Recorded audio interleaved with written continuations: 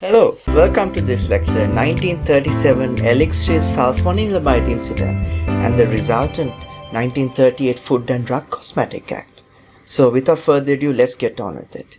So, in 1937, there was an increased demand for sulfanilamide, quit form. You have to understand that sulfanilamide is very hard to dissolve. So what happened?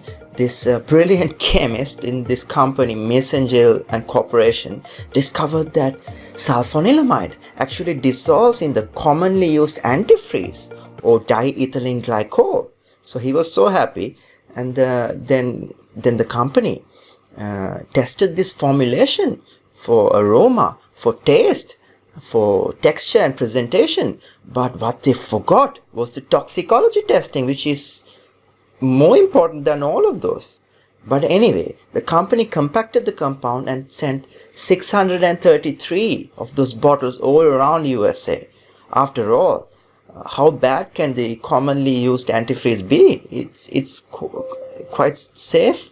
That's what they thought. Well, let me tell you, they were wrong.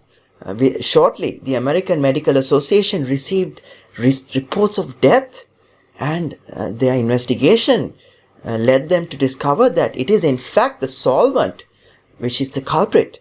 The antifreeze or diethylene glycol, which we thought was innocent, was the culprit.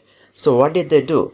The FDA or Food and Drug Administration, they sent all of their inspectors. They had 233 of them all around the USA. They sent all of them to work with the company to recall the drug, right? But as you can imagine, in 1937, transportation was very limited and telecommunication was really backward for obvious reasons. So it was very hard to recall this drug. In fact, there's a story of a young doctor who postponed his own wedding to save the life of a child for whom he has prescribed the drug, and the child has gone to the mountains. So people do actually care.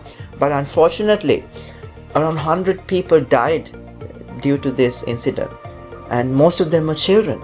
So there was a huge public outcry for this incident.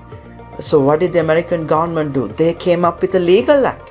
In 1938, the Food, Drug and Cosmetic Act. So what does this act say? It says manufacturer has to show safety of the drug before marketing. So as sad as this incident was, we have to understand that this legal act came out of this sad incident. So out of respect for all those passed away, we need to abide by this rule that we need to show the safety of the drug before marketing. And that's really related to our job as clinical research associate. It's central.